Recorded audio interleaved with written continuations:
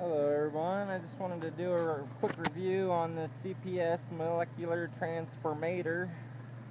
It is officially the shit. It is about 100 degrees up here. I actually tried to recover and my recovery machine kept tripping limit, high pressure limit, and then just got a bucket with some ice and some water in it, and this sweet little tool from CPS, molecular transformator.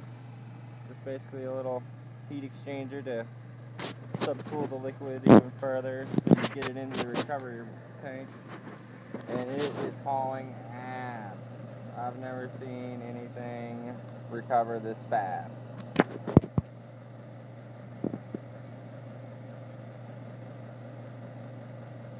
It's just insane.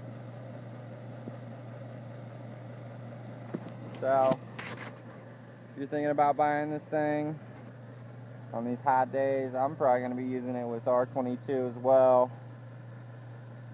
It's definitely worth the money. It's definitely worth the time. Instead of trying to exchange tanks a million times so you can't get it in there.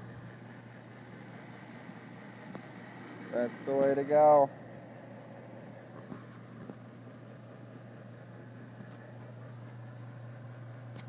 Costs about 150 bucks. But it's definitely worth it. Thanks for watching.